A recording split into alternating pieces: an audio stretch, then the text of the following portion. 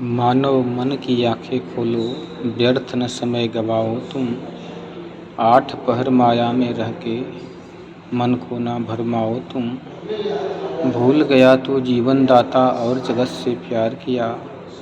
ब्याज की बातें छोड़ो भाई, मूल भी तुमने हार दिया। मात पिता व बहन व भाई छुड़ जाएंगे सब मझधार।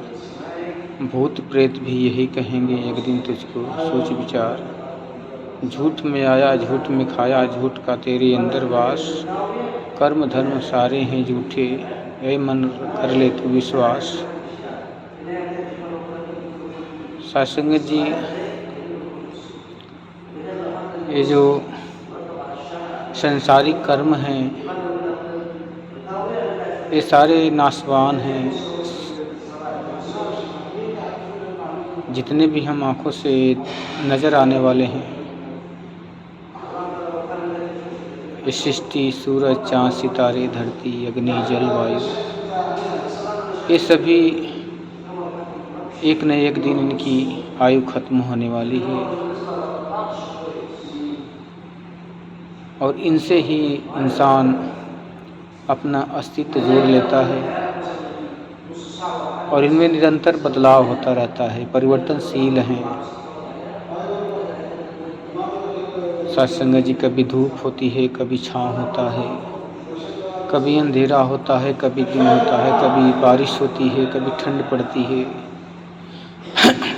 ये सभी बदलने वाली चीज़ें हैं। जब इनसे ये मन जुड़ता है तो मन भी बार बार अपना रूप बदलता है इनके साथ में।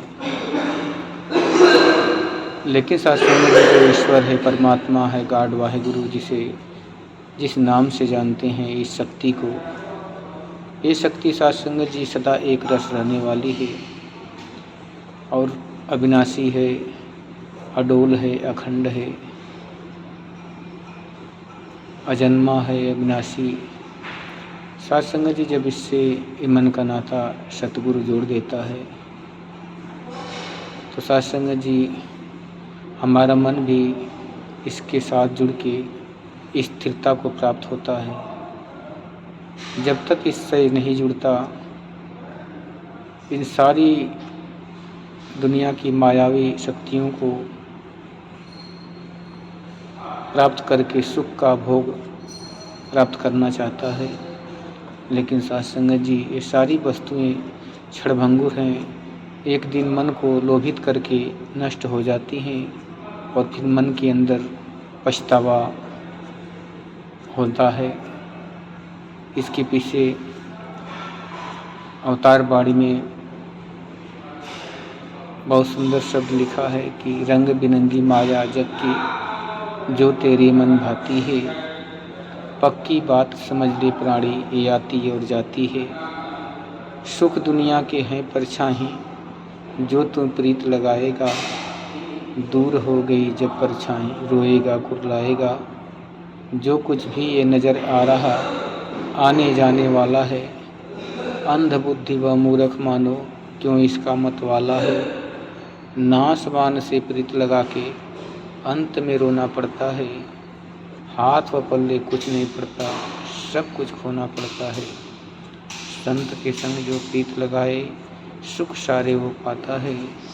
अवतार संत ही दया करे तो अपने संग मिलाता है, अपने संग मिलाता है। सत्संग जी, ये परमात्मा जब तक इन आँखों से दिखाई नहीं देता, ये दुनिया की सारी लुभावनी चीज़ें हमें आकर्षित करती हैं, मोहित करती हैं, लोभ पैदा करती हैं। और इनसे हमारा जब मन जुड़ जाता है तो उतार और चढ़ाव ज़िंदगी में बार बार आते हैं और ये आकर ख़त्म हो जाती हैं, नाश हो जाती हैं। इसमें रिश्ते नाते,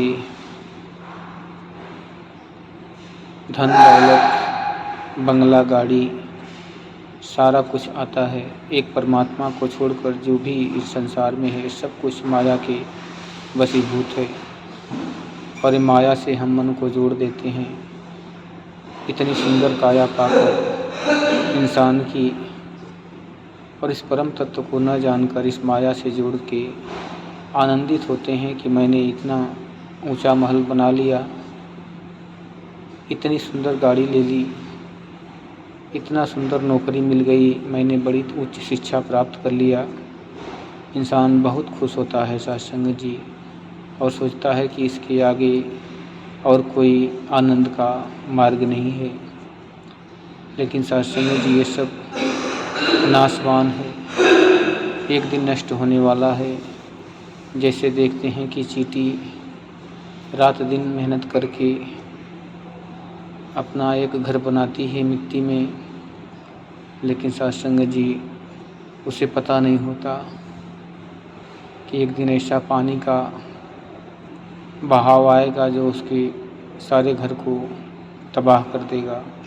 वैसे ही सत्संग जी आज देखते हैं समाचार में तो कितनी बड़ी बड़ी सुंदर सुंदर महल, बिल्डिंग, जीव जंतु, घर सारे पानी में तबाह हो रहे हैं। कहीं लैंडस्लाइड हो रही है, कहीं भयंकर बाढ़ आ रही है, कहीं नदी उफान पे आ रही हैं। वो सुंदर सुंदर घर जो इंसान अपनी सारी ज़िंदगी की मेहनत की कमाई लगा के बनाया था अपने सुख और आनंद के लिए, आज परमात्मा के कहर से वो घर पानी में ख़त्म हो जा रहे हैं और इंसान दुखी होता है। इसलिए बार बार सतगुरु यही चेत कराते हैं कि इनसे मन का नाता नहीं जोड़ना है। ये आने जाने वाली चीज़ें हैं, जो स्थिर रहने वाला है एक परमात्मा है। इससे मन हम जब जोड़ लेते हैं तो ज़िंदगी में दुख और सुख आते हैं, लेकिन मन उसके साथ उतार चढ़ाव की तरफ बदलता नहीं। सत्संग जी कहते हैं कि एको ब्रह्म द्वितीयो नास्ति, परमात्मा एक ही है, दूसरा नहीं। ये तो हमारे मन की भावना होती है कि हम इसे कई रूपों में चित्रण करके मूर्ति बना के इसके कई रूप बना दिए हैं। ये इंसान की अपनी कलाकारी है।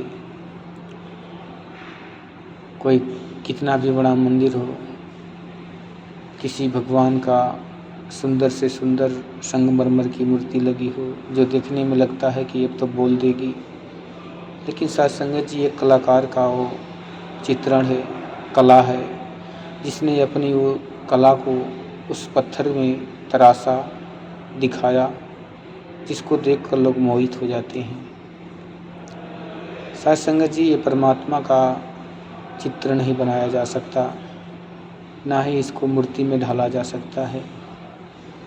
भगवान राम भी आए तो पूरा जानकारी किसी शास्त्र में वर्णित नहीं है कि इनका स्वरूप कैसा था, इनका रंग कैसा था, ये कैसे थे। ये हमारे एक मन की भावना है जो हम इन्हें अपने मन को शांत करने के लिए, सांत्वना देने के लिए एक ऐसा आकर्षण चित्र बना देते हैं जिसको देखकर हमारा मन उस पर केंद्रित हो जाता है और हम अपने इष्ट मान के उसको पूजा करने लगते हैं।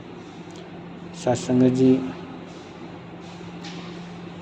जिसके विषय में ठीक से कोई डेट तिथि नहीं मिल पा रही है, तो उसको कैसे कोई देख सकता है, कोई जान सकता है।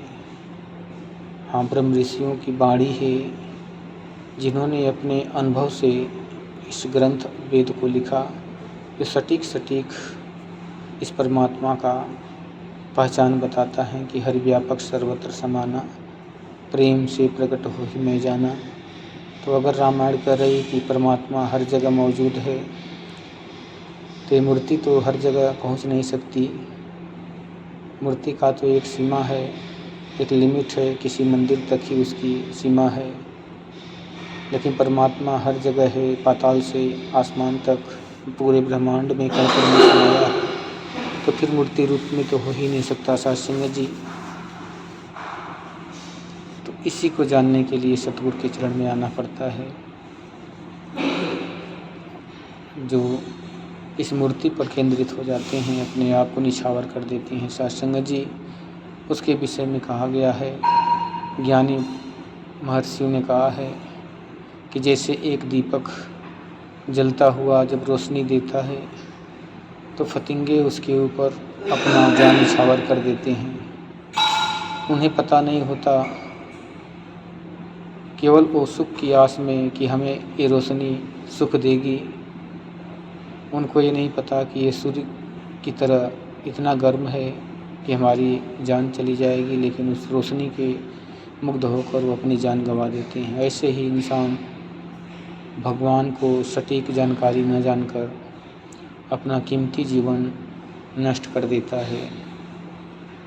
तुलसीदास जी रामायण में लिखते हैं कि जो मनुष्य इतनी सुंदर आंखें पाके इस परमात्मा को उस नहीं जो दूर है, जिसे हम अंगुली उठा देते हैं कि ऊपर वाला जाने, नहीं सत्संग जी, वेदों में कहीं ऐसा नहीं लिखा है कि उस परमात्मा को, इस परमात्मा को लिखा गया है कि जो हमारे अंग संग है, विराजमान है रमे राम कण कण में। इस परमात्मा को जिसने नहीं देखा इतना सुंदर आंखें पाके, उनकी वो आंखें उस मोर के पंख पर बनी आंखों के समान है, जो केवल एक दिखावे के लिए है सत्संग जी। और भगवान श्री कृष्ण अर्जुन जी को भी यही बताते हैं कि न एनम छिंदति शस्त्राणी, कि हे अर्जुन, इसको शस्त्र नहीं काट सकता, उसको नहीं जो दूर दिख रहा है, इसको जो हमारे रूह से भी नज़दीक है उसे बता रहे हैं, अपने को भी नहीं बता रहे हैं। भगवान का तो रूप है वो शरीर में, कृष्ण का, बहुत लोग कृष्ण के दीवाने हैं, भक्त हैं, लेकिन वो अपने आप को नहीं कह रहे हैं कि हे अर्जुन देखे मेरा रूप, इसे शस्त्र नहीं काट सकता। शरीर को नहीं दिखा रहे हैं, इस रमे राम को दिखा रहे हैं, इस तत्व को दिखा रहे हैं जो शक्ति सारे संसार को चलाती है, जिसके विषय में लिखा गया है कि जिसने सूरज चाँद बनाया, जिसने फूलों को महकाया, जिसने चिड़ियों को चहकाया, जिसने सारा जगत बनाया। ऐसे परमात्मा को दिखा रहे हैं भगवान श्री कृष्ण अर्जुन को कि इसको शस्त्र नहीं काट सकता, अग्नि इसे जला नहीं सकती, पानी इसे डुबा नहीं सकता और हवा इसे उड़ा नहीं सकती। ऐसा ज्ञान परमात्मा का सतगुरु लेके इस धरती धरा पर संदेश दे रहे हैं कि आओ इस तत्व को, इस ज्ञान को, इस परमात्मा को जान लो, पहचान लो। कहते हैं कि आए हो इस जहां में क्या काम है तुम्हारा, लौटोगे किस मुकाम में, ठहरोगे किस मुकाम में, लौटोगे जब दोबारा। कि जब ये पंच तत्व की शरीर जब छोड़ के ये आत्मा जब प्रस्थान करेगी इस लोक से, तो कौन से लोक में जाके विश्राम पाएगी। क्या इसका इंतजाम आपने किया है? अगर नहीं किया है तो सतगुरु के चरण में आकर इसका रहस्य और जानकारी लेना बहुत ज़रूरी है। कहते हैं कि परमपिता परमात्मा को जान लेने के बाद, देख लेने के बाद भक्ति की प्रथम सीढ़ी शुरू होती है और यहीं से जीवन की असली सफ़र शुरू होता है कि मानव जीवन क्यों मिला। आए हो इस जहां में क्या काम है तुम्हारा, खाने के लिए आए, महल बनाने के लिए आए या बच्चे पैदा करने के लिए आए। ये काम तो एक चींटी भी कर लेती है। अपने अंडे को जब देखती है कि बारिश होने वाला है, हमें तो ज्ञात भी नहीं होता, उससे 24 घंटे पहले ही मालूम हो जाता है और अपने अंडे बच्चे लेकर आराम से भाग जाती है सुरक्षित जगह पे। हम तो वो भी नहीं कर पाते। आज देख रहे हैं कि बाढ़ में कितने भी जानवर, कितने बच्चे, कितने घर बर्बाद हो जा रहे हैं, लोग सामान को भी नहीं बचा पा रहे हैं। तो सत्संग जी ऐसे चींटी को भी तो अपने बच्चे का पालन हो रहा था। अगर इसी काम के लिए हमारा जन्म मिला है तो फिर तो हम पशुओं में ही हैं, उस पशुओं की श्रेणी में गिने जाएंगे कि निद्रा भोजन भोग भय ये सम पुरुष समान, ज्ञान अधिक एक नरन में ज्ञान बिना पशु जान। अगर उत्तम ज्ञान नहीं है, हमारा परमात्मा का ज्ञान नहीं है हमें, तो फिर हमें पशुओं की श्रेणी में ही गिना जाता है। ज्ञान बिना नर बिना पूछ समाना, ऐसा कोई चौपाई है रामायण में, दास को भूल जा रही है।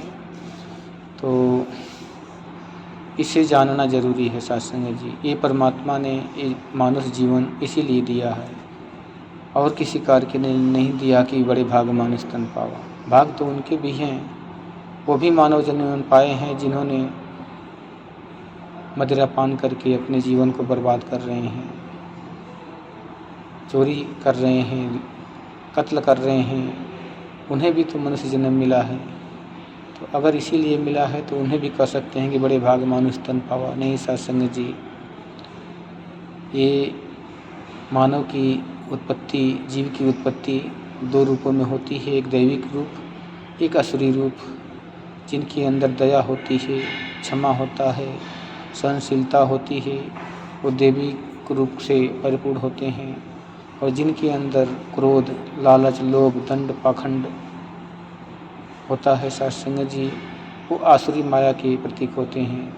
उनको बदला नहीं जा सकता सत्संग जी, चाहे कोई लाख प्रयास कर ले। ये जन्मसिद्ध चीज़ें मिलती हैं इंसान को, जिसके जीवन में दया, नम्रता, सहनशीलता, क्षमा, भक्ति, प्रेम है, वो दैविक शक्तियों से भरपूर है। वही भक्ति के मार्ग पर चल सकता है सत्संग जी। तो ऐसे जन को सतगुरु पुकार कर रहे हैं कि आओ, इस रब को जान लो जिसने आपकी सांसें चल रही हैं, जिसकी वजह से ये सूरज चमक रहा है, जिसकी वजह से धरती पर दिन रात हो रहे हैं। सारी ग्रह इसी की शक्ति से अपने अपने स्थान पर स्थायी हैं। अगर ये चाहे तो एक क्षण भी देर नहीं लगेगी, ये सृष्टि लय में बदल सकती है सत्संग जी। ये एक ही शक्ति है, इसी शक्ति को सनातन सत्य और परमात्मा का नाम दिया जाता है, निराकार का नाम दिया जाता है। तो सत्संग जी, इसे परमात्मा को जानने के लिए सतगुरु माता सुदीक्षा सविंदर हरदेव जी ने एक महायज्ञ रचना किया है, जो समालखा में नवंबर माह में शुरू होने जा रहा है। जो भी सज्जन इसको जानने के इच्छुक हैं तो 31 अक्टूबर और नवंबर 1, 2, 3, 4 तारीख को ये समागम रखा गया है। यहाँ जाकर इसको आसानी से जान सकते हैं और अपने समीप निरंकारी मिशन के माध्यम से इसको जान सकते हैं, देख सकते हैं, प्राप्त कर सकते हैं सत्संग जी। यही अरदास है, मनोकामना है। जो भी त्रुटि हो, गलती हो, बख्श लेना और अपने चरणों से सदा लगाए रखना। प्यार से कहिए, धन्यवाद।